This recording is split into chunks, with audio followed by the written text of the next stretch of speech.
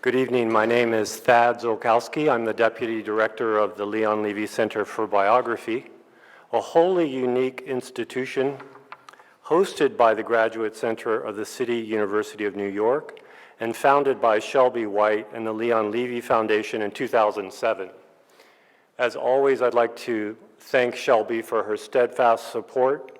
It's her vision that makes this program possible. Please note that our next event will be on March 13th, Will Hermes on Lou Reed, King of New York, with Amanda Petrusic. Please mark your calendar and register for this free event. But tonight, our focus is The Rebels Clinic, The Revolutionary Lives of Frantz Fanon by Adam Shatz, U.S. editor of the London Review of Books and a contributor to the New York Times Magazine, the New York Review of Books, and the New Yorker.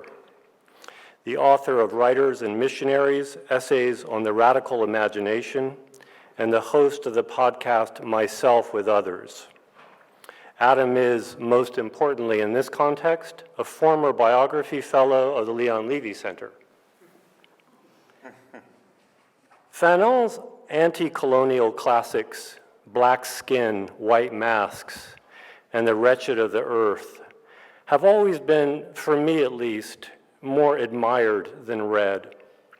So it was with a kind of guilty pleasure that I found myself so instantly conversant in all the fascinating biographical quirks and intellectual affiliations of Fanon's life, thanks to the lucid, elegant, and brilliantly cross-disciplinary treatment given to it by Shatz, who tells Fanon's story by placing it in the context of the major movements of the post-war period, parsing his debts to Sartre and Simone de Beauvoir, to Negritude and Aimé and Suzanne Césaire, to Merleau-Ponty and to psychiatry, while taking care to do justice to Fanon's originality, what Shatz calls the intransigent grain of his voice. The Rebels Clinic is a major achievement, and I predict will be more and more widely recognized as such. We are very proud to have supported Adam in his writing of it, and to have him here tonight to discuss it with Vinson Cunningham. Vinson is a staff writer and a theater critic at The New Yorker, as well as a host of Critics at Large podcast. His debut novel, Great Expectations, will be released on March 26th by Hogarth Books. I think we have a copy to hold up somewhere. Adam and Vinson will discuss The Rebels Clinic for about 45 minutes, then open the discussion to questions from the audience. Please welcome Adam Shatz and Vinson Cunningham.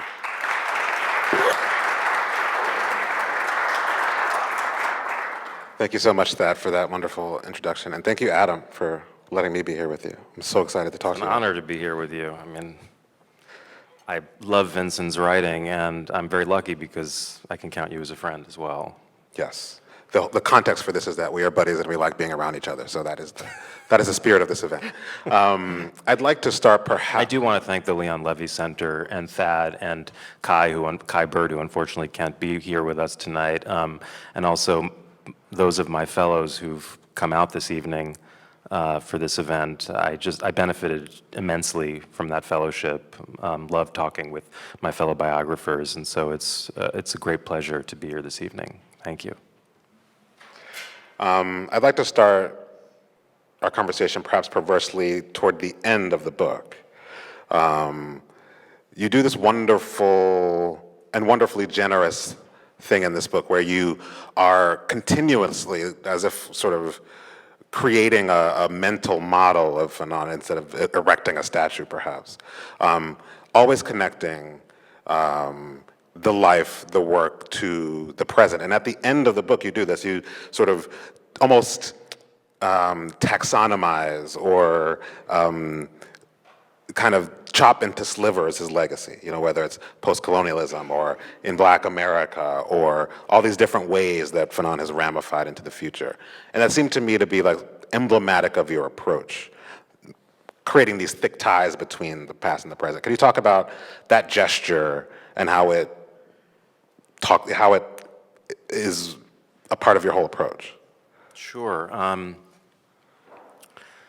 That last chapter, the epilogue is called Spectres of Fanon. Yeah. And, it's my belief that Fanon's future and his vitality as a thinker lies not in any one interpretation, but in his specters, in the various ways in which his influence has been taken up and extended. And there is there's a real difference between the historical Fanon, whose trajectory I trace in the rest of the book, and the ways in which he has been understood since his death, and the ways in which, in a sense, he's been resurrected. Because, we often forget that at the time of Fanon's death in December 1961, he died of leukemia in Bethesda, Maryland, at 36. At the time that he passed away, Fanon was not really all that well known, except to certain radical left and anti-colonial circles. He was a fascinating, enigmatic, and charismatic figure on the anti-colonial scene among anti-colonial liberation groups and Pan-Africanists. He wasn't that well known outside, and yet by the late 1960s, he becomes an icon, and if you will, to use your word, a statue. But in a sense, that statue or the many statues of Fanon that have been erected, have prevented us from seeing Fanon as a man, as a human being. And in Black Skin, White Masks, Fanon says that his greatest hope is to be seen as a man and nothing but a man. And yet that hope proved to be quite elusive. And so my purpose in writing the book was to restore the complexity and nuance and the, what I call the tragic passion of Fanon as a human being. Yeah. It strikes me that in your last book, which came out last year, and I had the privilege of talking to you about that book, Writers and Missionaries, and here with Fanon, the approach is to imbue the biography with what you might call a kind of essayism, wrapping the figure with a sort of cloud of witnesses, not just from their moment, but, for example, when you're in the West Indies with Fanon, you're quoting Derek Walcott, and talking about contemporary poetry. As he moves into the metropole, you establish this thick tie, again, not with the historical Sartre, who he knew, but also with the whole body of his knowledge. How do you negotiate your interest in the biography and your amazing facility with the essay? How closely tied are these forms for you? It's a very funny question, a very interesting question, but also a very funny question to hear in this event, because I remember a session, a workshop, where one of the chapters of my book was discussed among my colleagues at Lyon Levy, and one of my colleagues said, "This is not a biography. This is an essay." What horror! And I don't know if it was horror. It was just maybe confusion. I'm not sure. And it's true that I wrote this book as a biography in essays, providing accounts of certain moments and intellectual constellations in his life. Now, in part, I had to make a virtue of necessity because Fanon had a disdain for biographical writing. He saw it as the pastime of bourgeois people who had a lot of time to spare, and he certainly didn't have any time to spare. He believed that he was going to die young, and he turned out to be correct. So you have to be kind of an archaeologist of his work to even locate those biographical traces. I mean, they're there, but you have to decipher and decode them, and to really understand the meaning of his writing, you have to also situate it in these other constellations of thought: negritude, radical psychiatry, existentialism,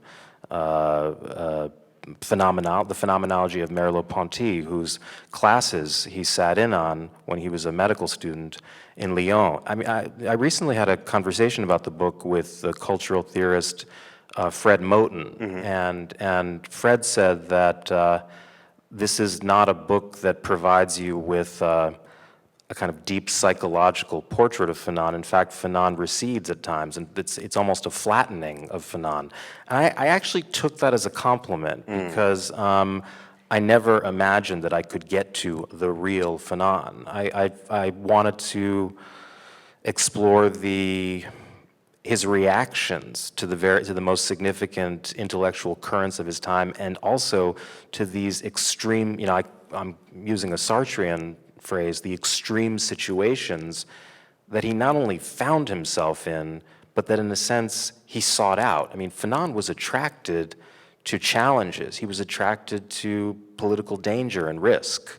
Physical danger. And physical danger. I mean, he was, after all, someone who, as a teenager, fled Martinique to join the Free French forces, and whose first instinct when the Algerian insurrection began on November 1st, 1954, was to offer his services as a former soldier to the rebels. And they had other uses for him. He ended up creating a clandestine clinic and using his knowledge as a psychiatrist to help the movement. He never fought in it, but he was drawn to the battleground. Yeah. It's so interesting that this motion in his life toward danger, and one thing that you weave through the book is not just toward physical danger, not just toward political extremity, but toward new understandings of himself, new notions of citizenship, be they national, colonial, ethnic, religious, and otherwise. Seems to be, again, a kind of metaphor for the approach of the book. There are two things that we learn about Fanon early on and kind of guide a lot of the way we have to read him, which is one, his disdain for his father, which, me at least, it's so funny you say about psychologizing, not psychologizing. I do a little bit of that. The radicals, yeah, exactly. So there's, which I think kind of transmutes itself into a soft condescension toward the West Indies, shall we say. Maybe even more. Yeah, I think, maybe a disdain, right? I think a deep love of some of its cultural traditions, and also, I think, a sense of shame that Martinique, unlike Haiti, had not waged a major revolt in the time of slavery. That clearly figures in Fanon's self-understanding as a Martinican, and also his attraction to the Algerian struggle. Yeah. A parallel stream is more purely ideological, how he takes up and is clearly haunted by, but also is always trying to deconstruct and in some ways undermine the tradition of negritude, as practiced by Aimé Césaire, Senghorian negritude especially, this, what he called a kind of essentialization of Black identity, recovering Black cultural forms and practices in order to sort of break new ground and to move forward. Right.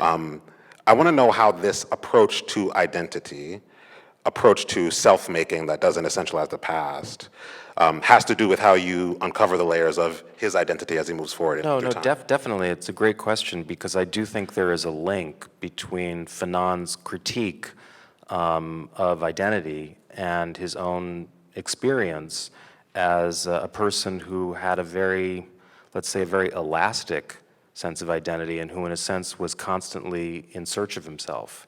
And that, I believe, does have a relationship to the father, for whom he had great condescension. There's no question. Fanon starts out thinking of himself as a French person. That's how Martinicans of color, especially the Martinican bourgeoisie, were raised in colonial Martinique. The first 3 words that he learned to spell were "Je suis français."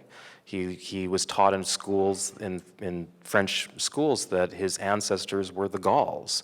It never would have occurred to him growing up that his ancestors might have been Africans. In fact, when he was a boy, he would look with a kind of fascinated horror at the so-called tirailleurs sénégalais, the African riflemen who were stationed, who were a specific unit in the French colonial army. And one day, Fanon's father invited a group of Senegalese riflemen to have dinner, which I think demystified them for Fanon. But at first, he was a little bit frightened, and it's really only when Fanon becomes involved in the French colonial army when he's undergoing basic training in Morocco, that he becomes aware that the France that he had been raised to love, not just in French schools, but by his own parents, who were very passionate Republicans, socialists. I mean, Fanon was steeped in the ideology of liberté, fraternité, égalité. It's only in Morocco, while undergoing basic training, that he becomes aware that this army of resistance is a colonial army. And he has, surprisingly perhaps to some people, he has a privileged status in it because he is a West Indian. He's an Antillean, he is a Frenchman. He's not an African, he's not an Arab. And it's very strange for him to be in this army where men of his own appearance are treated like subhumans compared to him. And then, of course, he ends up in France after the war, and he has this shattering experience of going on a train, and probably in Paris, because Lyon at the time didn't have a functioning metro system. He's on this train, and this little boy with his mother looks at Fanon and cries out, "Mommy, un nègre, I'm frightened." And Fanon is he's utterly shocked. I mean, shocked out of complacency, in a sense. He realizes that in the eyes of most French people, he is first and foremost a black man. And it's after he undergoes that shattering experience that he develops this interest in the poetry of Léopold Senghor. And for a time, he imagines that he has this, to use Fanon's phrase, a unique poetical power by virtue of being black. He feels like he's communing with the ancestors. And then he breaks with that. He decides that he's been waiting in the irrational, and he gravitates more towards Aimé Césaire's non-essentialist version of negritude. And then, of course, he breaks with Césaire. Fanon has this history of attaching himself to intellectual father figures and then going beyond them. He does the same thing with Sartre. He does the same thing with the psychiatrist who mentored him, François Tosquelles, the Catalan psychiatrist. So I very much agree that identity and the search for belonging are themes in the book. And yet, even though Fanon does develop this critique of identity and this critique of the attempt to reclaim the past, at the same time, he's not someone who would be sympathetic to a kind of colorblind anti-racism. I mean, he's very emphatic that no, there is something phenomenologically different about being black in a majority white society. There is an experience there that is irreducible and that can't simply be wished away. So it's complex. It's a critique of essentialism, but at the same time, Fanon cares about identity. It matters. It's a historical residue, and it can't simply be wished away. It can only be overcome through struggle. Yeah, I love that you talked about that anecdote on the train with the child, because this also strikes me as a book of encounter, not just anecdote, not just meeting, but encounter. One reference that is chewed on over and over throughout the book is the situation in Camus' novel, The Stranger, where Mersault, the Frenchman, encounters the Arab Algerian on the beach and kills him. And it struck me that for Fanon, as you mentioned, someone who figured himself initially as a Frenchman, as he moves into Algeria and encounters new people, there's another very comic repetition of that encounter where he's sitting in a car in Algeria and someone mistakes him because he's smoking a cigarette. Someone mistakes him for a Muslim and says, "You're going to be in trouble for that. This is haram," But interestingly, here Fanon is Mersault. He's the person on the beach who encounters and has to negotiate a situation either violently or not. I just wondered how you figure meetings and encounters through this book and how it, again, propels your approach to narrative. Yeah, and I think it's a great point. And it's I think, it also usefully underscores the fact that when Fanon arrives in Algeria in late 1953 with his wife Josie, as a French woman, he is not perceived as someone who would naturally have sympathies with the quote-unquote indigenous people, with the French Muslims of Algeria, as they were known at the time. That's not assumed, because he's a colonial administrator. Yeah. He's been hired, as many West Indians were, to direct institutions in the new colonies. The representatives of the old colonies were sent to the new colonies. So it's true, and I think that experience in the car, well, for Fanon, it was fundamental. He told it as a story, and it was at the time illegal for Algerians to smoke cigarettes because there was a strike against the French cigarette industry. Mm-hmm. And those Algerians who were caught smoking risked having their noses cut off by the FLN, because the nose was the seat of honor, of Nif.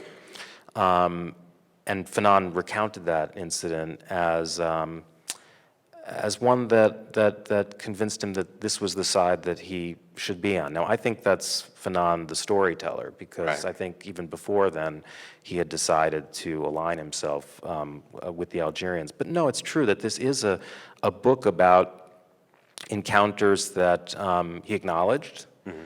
and also encounters that he suppressed. I mean, Fanon had a habit of paying his respects to male interlocutors with whom he had a sense of intellectual complicity, like Aimé Césaire, like Jean-Paul Sartre, while ignoring the female thinkers with whom, in some cases, he had an even deeper kind of intellectual complicity. And I'm thinking of Aimé Césaire's wife, Suzanne Césaire, who was a brilliant writer and whom I brought into the book, although Fanon never writes about her, never acknowledges This is one of the her. best parts of the book, by the way. You must dwell on this part of the book, please. And also Simone de Beauvoir, because although Black Skin, White Masks is in dialogue with Sartre's Anti-Semite and Jew, which was published in French as Reflections on the Jewish Question, in form, in some ways, I think Black Skin, White Masks bears a greater resemblance to The Second Sex.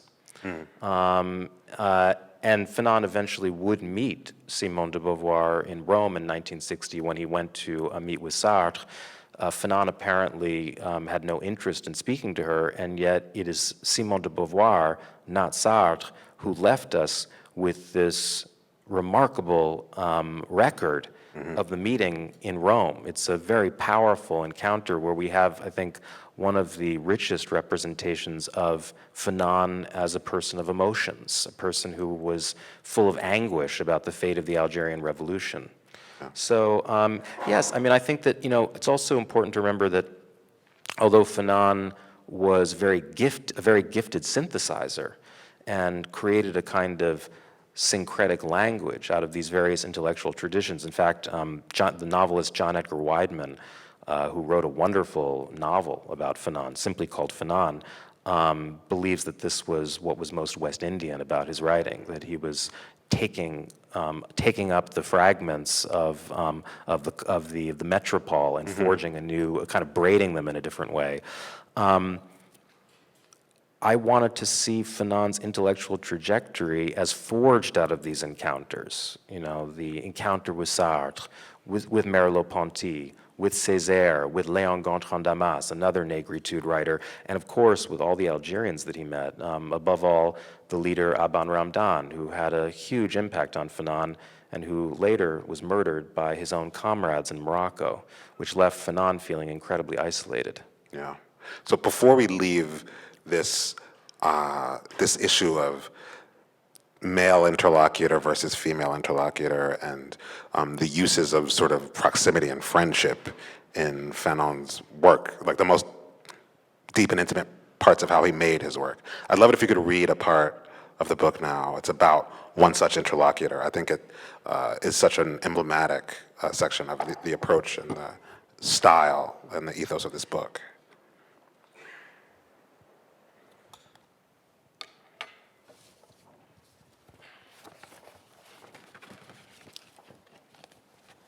First I should say something about the person I'm writing about. It's a woman named Marie-Jeanne Manuellan. She was Fanon's secretary in Tunis. And she died in 2019, and I was lucky to know her. And I spent a lot of time with her in the last 3 or 4 years of her life when she was living in an assisted living residence. She was a woman from the southwest of France, from a left-wing family. Her father had been in the resistance. He basically stored weapons for the resistance during the Second World War. She would joke that today he would be considered a terrorist.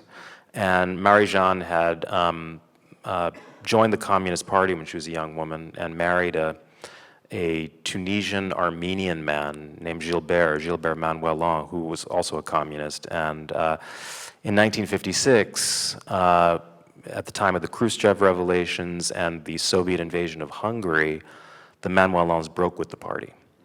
But they found another cause to believe in with just as much passion, and that was the cause of what was then called le tiers-monde, the third world. And they decided to return to Gilbert's homeland, to Tunisia, where he worked as an engineer, and she began working with poor Tunisians, poor women in a neighborhood, a kind of slum of Tunis called Jebel Ammar. And she also encountered something quite disturbing to her, which was the persistence of colonial attitudes on the part of the Tunisian bourgeoisie towards poor Tunisian women. So she was hired as Fanon's secretary and initially regarded him with, well, he was very cold towards her, very glacial, she said, and she referred to him as the sadist. But eventually they forged this close relationship, and she published before her death this extraordinary memoir called Taking Dictation from Fanon, Sous la dictée de Fanon. And it was really through Marie-Jeanne that I acquired a deeper sense of what he was like. I knew other people who had known Fanon pretty well, but their relationship had an unusual intimacy because he spent so much time with her reading aloud what would become his books. I mean, Fanon's books are basically spoken word performances. They weren't edited very much afterward either, according to Marie-Jeanne. So this is Marie-Jeanne at the neuropsychiatric day clinic, which Fanon founded in independent Tunisia, the first day clinic in independent Africa, in fact. Manuellan observed Fanon closely at work. He had, quote, infinite respect for his patient, she wrote, exhibiting a kind of delicacy, especially toward the humblest of people. He also understood the importance of touch. While treating a young Algerian woman immobilized by depression, Fanon sat by her bed, took her hand, and waited for her to speak.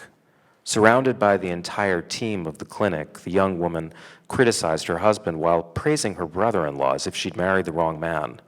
The quiet but forceful way in which she expressed her laments suggested to Manuellan a melody.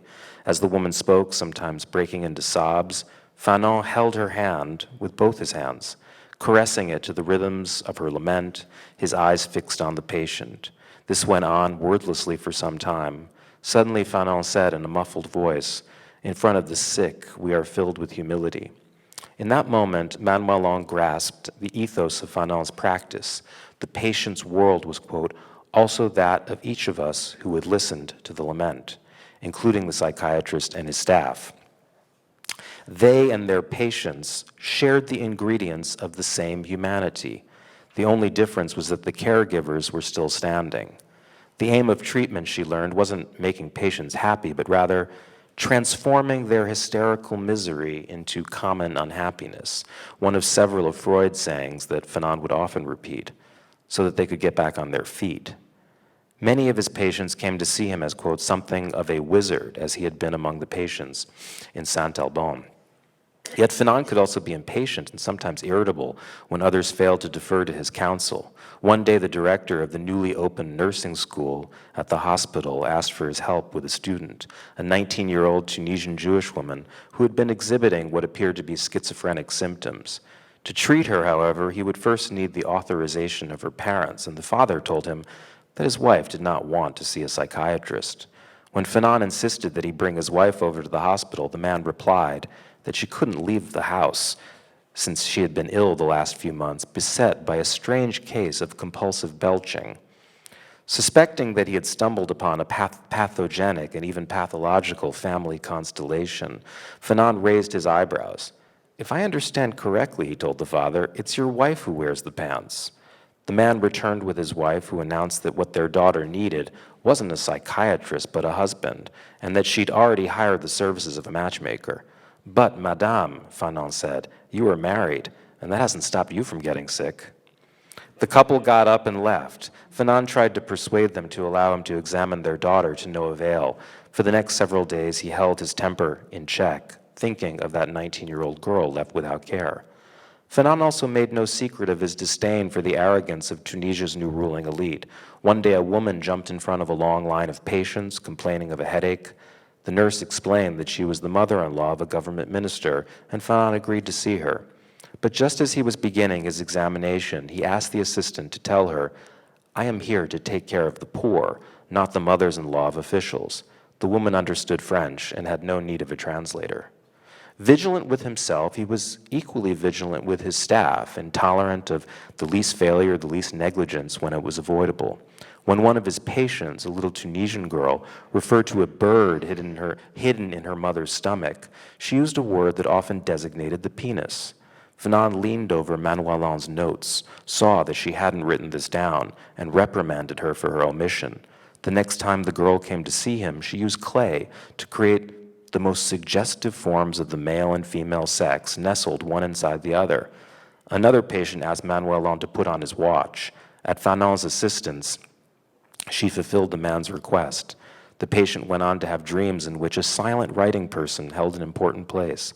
Only much later, when she went back to school in France to study psychoanalysis, did she realize that Fanon was using her as an object of transference for his patients. Fanon worked like the first Viennese psychoanalyst grouped around Freud, she wrote. He experimented and discovered, mobilizing his curiosity and audacity. When Fanon wasn't seeing patients, FLN officials and representatives of the provisional government, the GPRA, would often stop by the office. Their faces were familiar to Manuellan from their newspaper photographs. His conversations with them took place behind closed doors, and Fanon never spoke to her of his political work. But she witnessed an incident that troubled her enough to write about it in detail nearly 60 years later. One day, Fanon walked out of his office with a black man his age who had a complexion somewhat lighter than his. "My secretary will give you the letter because afterward I will have to go to the ward," he declared. Taking leave of the man, he brought Manuellan into his office and made her sit down to take dictation. In his letter, a request to an employer, or perhaps to the FLN, Fanon said that the man wanted to spend some time in France before concluding abruptly, "I hope he will starve to death." He asked Manuellan to sign for him, sealed the letter, and told her to wait another 5 minutes before passing it on so that he would have time to walk over to the ward. Manuellan was shocked by Fanon's coldness and told herself that the man must be some sort of traitor, until she realized that this was the epistolary equivalent of electroshock therapy. Fanon knew that at some point the patient would read the letter, perhaps even before he left the hospital. His purpose was to rebuke him for his decision to leave for France, perhaps even to make him reconsider. For all his harshness, Fanon had not yet given up on the man. Thank you. Speaking of transference and bedside manner, we might call it, I'd like to talk to you about a craft matter, which is the interview. Its own sort of psychoanalytic situation, right? So you're sitting with someone who knew Fanon intimately. How do you work your way toward anecdotes of that detail and texture? How do you, because I mean, the approach there is like, in fictional terms, it's like a kind of close third person or free indirect discourse. You're over the shoulder of Manuellan, watching Fanon, getting this sort of documentary view. What's your approach over sessions and sessions of talking to a person? Just patience, I guess. I mean, with in the case of Marie-Jeanne, I would just go to her home and just sit there for hours listening to her talk. And I was lucky because I caught her at a certain moment in her life when she was very eager to share her story. And she didn't suffer fools, and she could be very tough. And I was lucky that she liked me, because otherwise I think she would not have hesitated to throw me out. And so yes, I think it was mainly patience. But the anecdote that I just described is partly in part a recreation of something that she writes in her memoir. Her memoir is very vivid. Mm-hmm. So I owe that to her book, and also just to the many hours that I spent listening to her and asking her for more and more granular details. And she had this incredible memory. I mean, of course, this is often the case with people when she was in her late 80s when I first met her. And her own book had emerged in a pretty unusual way. A young Algerian who had been born after the War of Independence, and who had a strong interest in Fanon, had approached her, and they began a correspondence. And it was out of this correspondence that her book was cobbled together. She didn't actually set out to write a memoir. Right. And I was lucky too, because once Marie-Jeanne and I began our conversations, she was inspired to write to me on numerous occasions. I mean, so I received these letters of 4 or 5 pages for her, reconstructing these very particular scenes from her 30s and 40s, from the time that she knew Fanon. And so I ended up using a lot of that material as well. Yeah. Another thing that brings up for me is, and you've already mentioned it, this issue of misogyny, let's call it, and your interjection, the different kind of presence, the negotiation with Suzanne Césaire, the negotiation with Manuellan, the times when you insistently sort of prod very much in the present tense, not addressing down, not even an argument, but a kind of companionate, demystification, or unmythologizing of a figure. How much of that did you feel was the responsibility of this? I'll just give you another example. The moment when Fanon moves to Algeria, you say, some people have, given his, later on saint status, have said that this was a political move just to move there. But in fact, he was sort of down on his future prospects in France. He had taken the exams and didn't score as highly as he might have liked to, and this was in part a career move, part of just like where he thought he could build a life. How much of that sort of demystification did you think was part of the gig, and how did you go about those moments? Yeah, I mean, I saw it less as demythologization or demystification than as really humanization, I think. In the case of the story of Fanon's relationship to Algeria, there has been this myth that Fanon was this, natural-born revolutionary who came to Algeria to, lead a revolution, which is a complete fantasy. And his relations with Algerians were complicated, I felt that the drama of how Fanon came to support the Algerian revolution and came to invest such utopian hopes in the Algerian struggle was far more interesting than the fable. Mm-hmm. So it's not meant to undercut him at all. It's not meant to take him down a peg. That's not how it comes up. No, I mean, I think it's a fascinating story of someone who found in another people a kind of resilience and resistance which he wished he had seen in his own people. And I think it's often forgotten that Black Skin, White Masks, as much as it is a critique of racism, is also a critique of Martinican and Antillean society. And at the center of that critique is Fanon's view that Martinicans had come to see themselves through this white mask, that it had been deeply implanted in their psyche. This was an idea that he had found in some of the writings of the Negritude journal Tropique. It was, I think that argument was made by a Caribbean poet and theorist named René Ménil. Suzanne Césaire advanced a similar argument in her own writings, which were deeply informed by psychoanalysis, which I think connects her much more closely to Fanon than her husband. So I think that partly explains why he gravitated to the Algerians, because he found a people who had refused to wear the mask. This is how he saw it. And so when he went to the Algerian countryside on his time off and observed these possession ceremonies and watched how the mentally ill were cared for with a compassion and a sensitivity that he found sorely lacking in French medicine, he was overcome. You know, he saw this people whom the French had sought to make French ever since since 1830 when they invaded. I mean, the whole fiction, the very violent fiction under which Algerian Muslims lived, was that their country was France. Remember, Algeria was not understood by the French to be a colony. It was understood to be a part of, an administrative part of France, divided into 3 departments, and yet the Algerians refused to become French. That refusal, I think, captivated Fanon, and in part explains his decision to join the struggle. Of course, Fanon also saw it as a struggle of universal dimensions, as a struggle for freedom, for equality, for self-determination, all those good things. But there was also a clear emotional investment in the Algerians.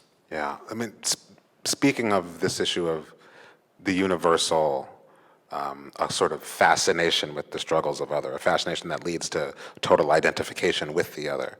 I know that one of your concerns, and I think one of the things that makes us friends when we share each other's work back and forth and say, I really like this one. It's usually something that's about the individual and the collective, the universal and the particular, as we talked about, this issue of identity. And you come back to this over and over. I can feel this deep concern of yours recur through the text, especially about the issue of solidarity. And I wonder what this years-long engagement with Fanon taught you about the way, almost the technology through which someone leaves the self and attaches to the other. On some level, again, it seems like a metaphor for the enterprise of biography, right? The person in a place, in a time, in a context, and that tension. But that ethic of that kind of departure, that move away from the self, what did this teach you about that's a great point. And just to continue the line of thought that we were developing with the previous question, I think that the truth about Fanon's relationship to Algeria is that he owed far more to Algeria than Algeria owed to him. And I think that's often lost in the understanding of Fanon. In fact, much of the writing about Fanon in its understanding of Algeria draws upon Fanon's own writings, which is, I think, a mistake, because Fanon's own knowledge of Algeria was quite limited. He was only there for 3 years, but long enough to develop this fierce identification that you were talking about. I was certainly attracted to Fanon in part because he was someone who decided to make this great sacrifice, I mean, the ultimate sacrifice in the end, to serve the cause of another people. I mean, that was definitely something that I found tremendously moving. And of course, there's a pathos to it as well, because although Fanon begins to identify himself as an Algerian when he settles in Tunis in 1957, after being expelled from Algeria, he's never entirely accepted as an Algerian. Interestingly, Fanon develops this enthralling myth of the Algerian Revolution that it is about the struggle for a multi-ethnic Algeria that will be predominantly Algerian Muslim, but will also include Europeans of conscience, Algerian Jews who decide to stay there and to build this new progressive country. And there was a faction of the FLN which shared that vision. So I think that's important to say that because it's not entirely a myth. But they were the minority. The Algerian struggle was ultimately a nationalist struggle that was deeply permeated by Algerian traditions of Islam. This is something you don't read much about in Fanon. Fanon was an atheist. He was an atheist who did not speak Arabic, who did not speak Berber, and whose own invention of the Algerian Revolution had much to do with his own needs, his own psychological needs to belong, and with his hope that Algeria might provide a different kind of future, It so strikes me, before I get to my last question, this just came into my mind as you said this, that something that you introduced later in the book is how this issue, which I think always is a possibility, a risk, whatever you want to call it, with the sort of involved writer, the sort of theorist participant, someone who wants to do both of those things. Just quickly, I just wondered how much Fanon with the FLN reminded you over and over as you read this book of Edward Said and the PLO. This kind of involvement between a writer-theorist and revolutionary organization. No, very much so, and I write about Said in the epilogue. Yeah. Said was, I think, one of the great explainers of Fanon, and was also important in recognizing that Fanon's writings have a real intellectual depth. Said drew some arresting comparisons, in fact, between Fanon's writing in The Wretched of the Earth and Georg Lukács's account of the awakening of the proletariat and history and class consciousness. So Said deserves enormous credit, I think, for emphasizing the intellectual seriousness of Fanon. And it's clear that Said was also attracted to Fanon because of Fanon's belief in new historical departures, his belief that a struggle could produce a new kind of consciousness that would go beyond nationalism. In fact, Said at some point says that for Fanon, nationalism is a kind of sickness that one has to go through before passing to another stage that is more internationalist, universalist, and so on. So he clearly had a deep sense of identification with Fanon. Their positions in the movement, in their respective movements, were similar in some ways, but also different. Similar in the sense that Said was a Western-educated Palestinian Christian. He was even more of a minority. He was not Palestinian Greek Orthodox. He was a Palestinian Protestant. Obviously a non-believer, but he came from a minority within a minority, and so, like Fanon, he was to some extent an outsider. He was often seen as the quote-unquote American professor in the movement. Of course, he was Palestinian, and Fanon was not Algerian, so in another way, he was much closer to his movement. But unlike Fanon, Said did not have the kinds of political responsibilities that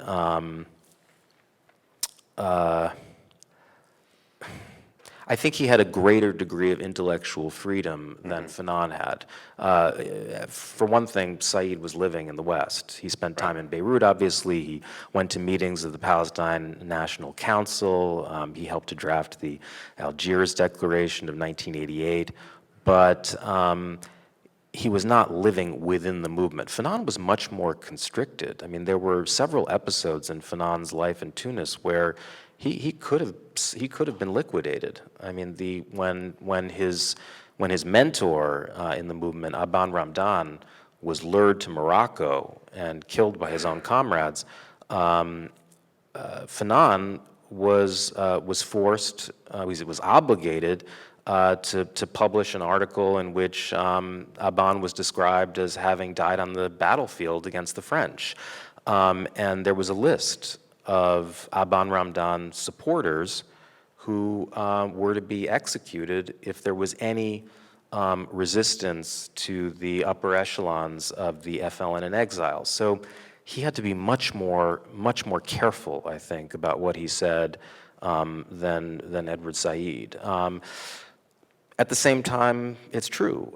Said was much more of a free man intellectually after his break with Arafat over the Oslo Accords in 1994, when he published a critique of the Accords called Palestinian Versailles in the London Review of Books. And I think in some ways his most liberated, his most emancipated writing is produced in the last decade of his life. We don't know what a post-FLN Fanon might have written. Marie-Jeanne Manuellan speculated that he would have finally undergone psychoanalysis, practiced psychoanalysis, and maybe written plays as he had tried to do when he was a student in Lyon. We'll never know, of course. The Gentleman's Pursuit, yes, playwriting. I have one gravely important question before we get to questions. From the audience. The only thread fully threaded in this book is, in one sentence, you say that Fanon is currently cited often by French language rappers. And I kept waiting to know who these rappers are and how I can find them. Yeah, sure. Please continue. Well, he has been quoted by MC Solar, and he's been quoted by a rapper named Rosé, who has a very interesting story, and I know Rosé as well, and I've written about him. Rosé is a French rapper in his probably mid-late 40s. His father was a man named Adolfo Kaminsky. Adolfo Kaminsky was a forger in the French Resistance. He was a Jew of Russian origin whose family had left Russia, and they were in France. They were forced to leave. They went to Argentina, and they came back just in time for the German occupation. And Kaminsky had great skills as a forger, saved thousands and thousands of resistance fighters and Jews, many children. And after the war, the French wanted to recruit him to work with them in Indochina against the Viet Minh, and he refused because he was a precocious anti-colonialist. And some years later, long after he had sworn that he would no longer work as a forger, he was contacted by the FLN. And he began to work for the network called the Porteurs de Valises, the network of baggage carriers who were transporting documents for the FLN, and also helping FLN members, Algerians who were in great danger in France, to cross borders to safety. And as it happens, the leader of the Porteurs de Valises network was a man named Francis Janson, a philosopher, protege of Jean-Paul Sartre, who was the editor of Black Skin, White Masks, and gave that book its title. Now, Kaminsky, in the late 1960s, when he was producing passports for members of various Latin American revolutionaries, learned that his status in France was in peril and that he might be arrested or even executed. And there were people in his networks who had been killed by French security services. And so he went to Algeria. And I think it was the first time that he had been in Algeria since independence. He had no interest in settling there. And he met this very striking Algerian woman, a black Algerian woman from the south of the country who was a law student. They met at a meeting for the liberation forces of Mozambique and Angola, and they fell in love. And they had 2 children. One of them went on to become an actress and a writer. And the other, José Kaminsky, became a rapper. And a few years ago, José, who had used Fanon in his lyrics, produced this extraordinary anthology of anti-colonial music in French, encompassing the work of West Indian singers and songwriters, Africans, Algerians, called Pour les damnés de la terre, for the wretched of the earth, which is also, of course, a tribute to Fanon's influence. Interestingly, he rendered Pour les damnés de la terre in gender-neutral language, so it doesn't read the same way that it does on the cover of Fanon's book. There's a period and an E, so it encompasses men and women, which is a nice corrective. Okay. And also, it's worth mentioning that that the Martinican trumpeter Jacques Courcil, who I befriended, produced this beautiful oratorio based in part on Fanon's writings. He took sections of Black Skin, White Masks and set it to music, and it really does. You really experience it as lyrical poetry. It's the last chapter of Black Skin, White Masks that includes famously his prayer, "Oh my body, make of me always a man who questions." Wow. Well, that's lovely, and that act of carrying forward, carrying outward, is definitely just like what happens with this book, and I'm so glad that I got to talk to you about it. So now we're going to, I think it is time to go to questions. We're gonna have 15 minutes of question and answer. I'm gonna do my best to be a spatially fair pointer out. So yeah, any questions, comments, concerns? Well, questions. Thank you. As a young person, I was caught up a little bit in a nationalist struggle against white supremacy in the Southwest, indigenous people. What I've always, and I was taken up by Fanon at a very young age, what strikes me is that looking back, I think that we embraced ideas and principles that were also retrograde, that had to do with our culture, but from a secular Marxist or socialist point of view, were actually very backward, but they were things that bound us in a struggle against a foe. This was our take on it.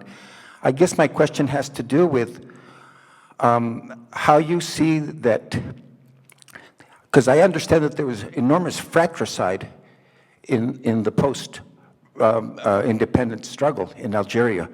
And you talk about comrades taking out this guy. I mean, and I don't want to slip into a generalization, but I think revolutions sometimes are recuperated by the very forces that they oppose.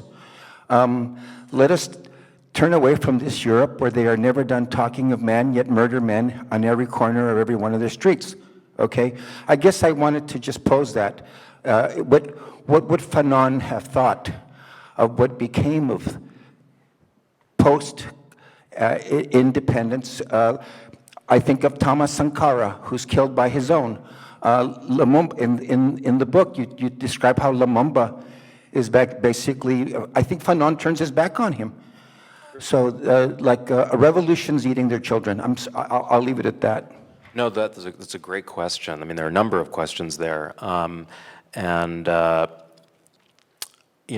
of the reasons that I titled the book, The Rebels Clinic, The Revolutionary Lives, is to underscore one of the principal tensions in the book, tensions that drive the narrative. And it's this tension between Fanon as a critic of orthodoxy, of doctrine, of oppressive power on the one hand, the one whose body always permits him to question, and Fanon as the revolutionary bureaucrat who aligns himself with a movement that is, on the one hand, a liberation movement, and on the other hand, a movement with very strong patriarchal and tyrannical tendencies. And he pays a price. And so there is a tragic element to this story, which I don't try to hide. Fanon's life is instructive in many ways, not always in a particularly encouraging way either. My account of the Algerian struggle is not based on Fanon's reading of Algeria's history. It's based on thinkers like Mohammed Harbi, who was in the FLN and later went on to become a critic of the FLN. He was spent more than a decade in prison and in house arrest after the 1965 coup against Ahmed Ben Bella. Eventually he got to France and wrote a series of path-breaking works dismantling the myths of Algerian nationalism. And it's thinkers like Harbi, like Mouloud Faraoun, like the brilliant Algerian psychoanalyst Karima Lazali, a figure who's really worth reading, her book Colonial Trauma. It's those figures who ground my understanding of Algeria's history.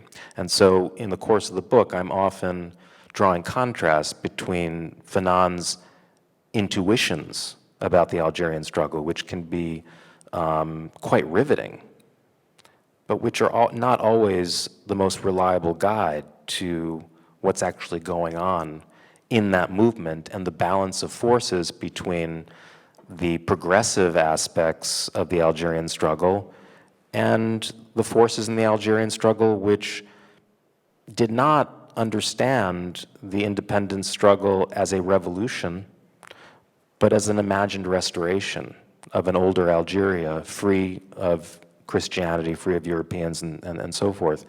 But I do want to comment on a point that you made at the very beginning, which is different and I think important, and that has to do with the contempt that members of liberation forces can sometimes have towards their own indigenous traditions and their attachment to a kind of linear, progressive, Marxism understanding of history.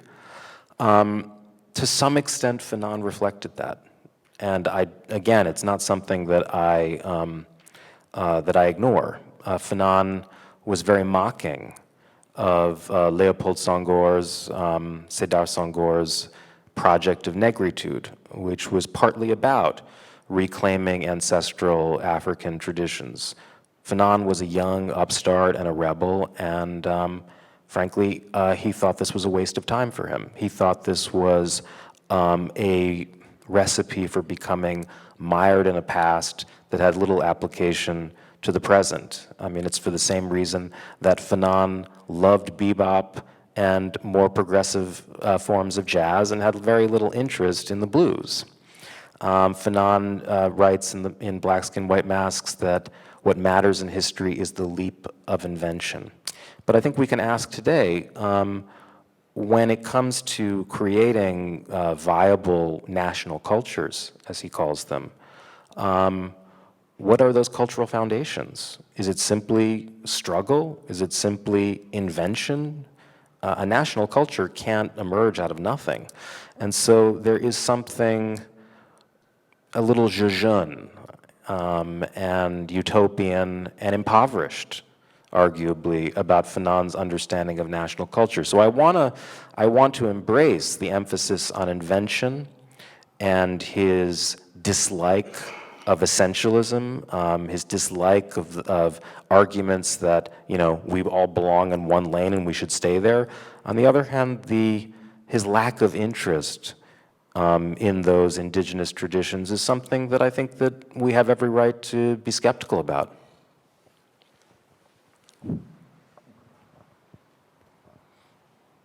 Hey, sir. Congratulations again. I have a question that I may have spoken to you about previously, but I'm kind of wrestling with translation and the untranslatable, and I'm thinking of kind of the gulf between the Markman translation and the Philcox translation, and in the way that, the Markman was so crucial to my introduction to Fanon, and finding that my students more and more are gravitating towards the Philcox, which is a text that I appreciate it, but in many ways perhaps does not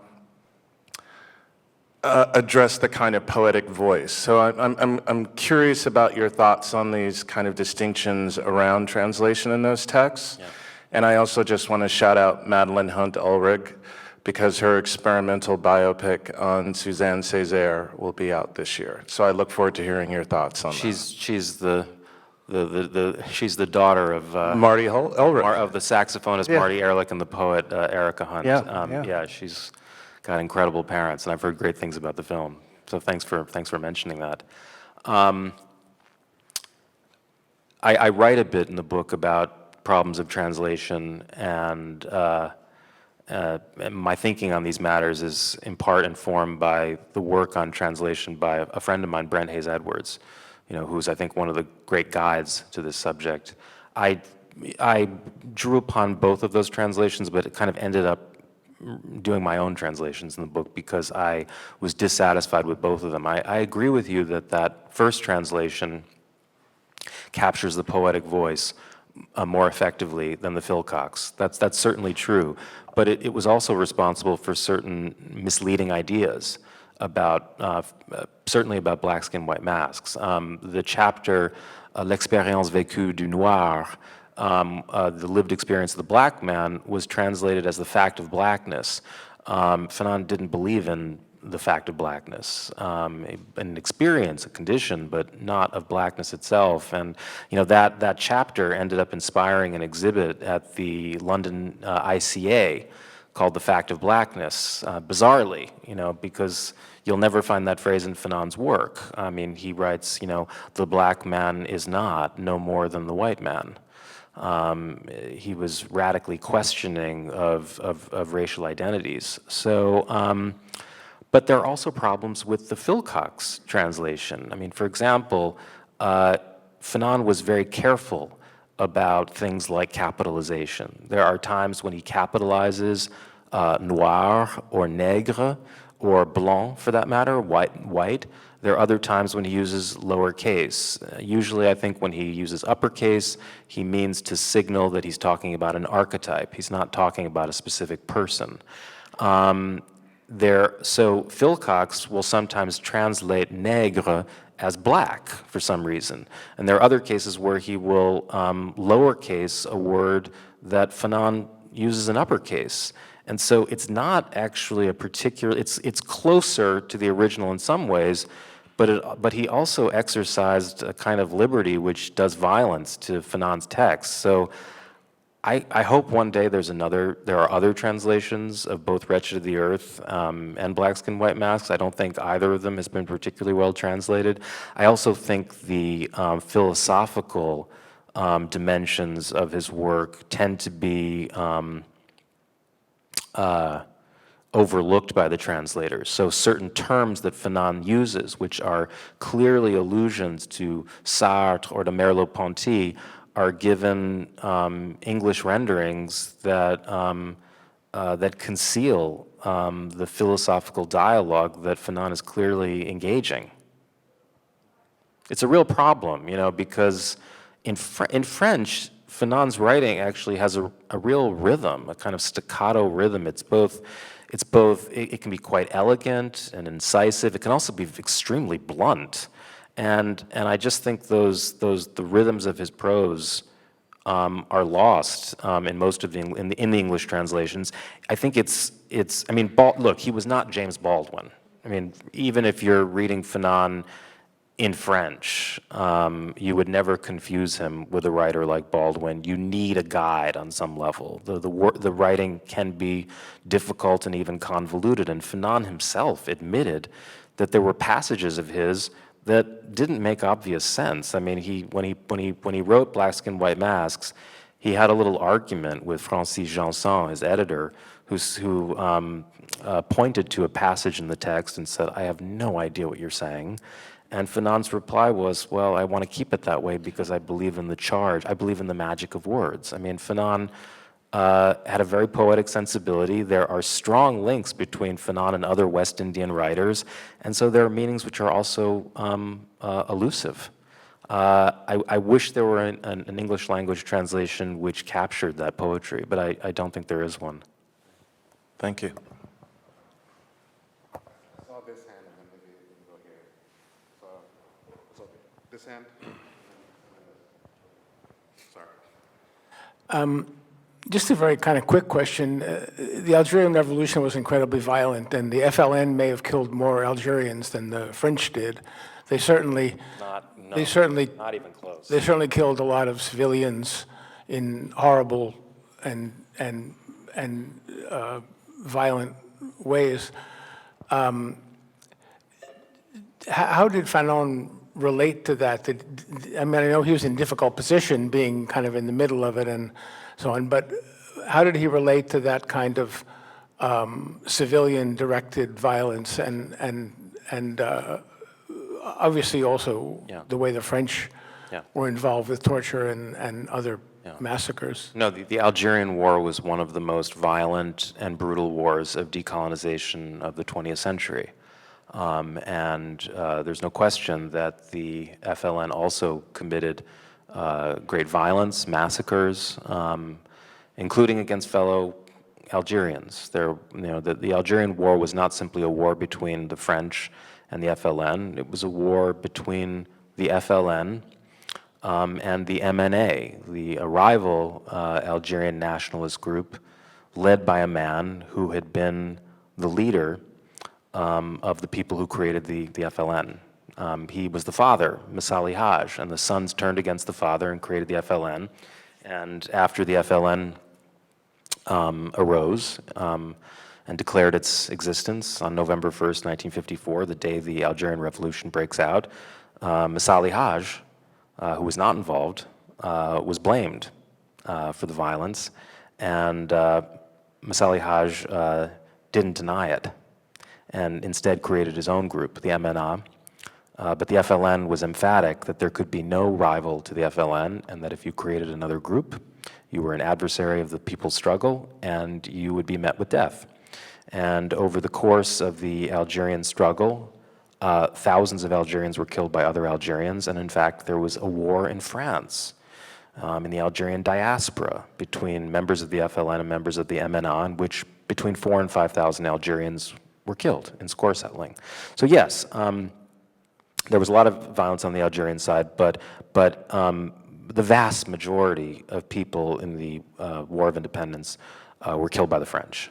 There's no comparison numerically. I mean, the hundreds of thousands of Algerians were killed by the French. That's why why Algeria has called itself the land of 1 million martyrs. Later, this number was increased to 1.5 million. Now it's the nation of 1.5 million martyrs. In fact, probably between 250 and 500,000 Algerians perished in the war. Fanon on violence. Obviously, it's a topic that always comes up because Fanon's first chapter in The Wretched of the Earth is de la violence, on violence. And it's a chapter that is very controversial because of its argument that violence for the oppressed is a kind of electroshock therapy, a kind of a therapy for a people who have been subjugated, dehumanized, and who have lost a sense of power and mastery over their own lives. Now,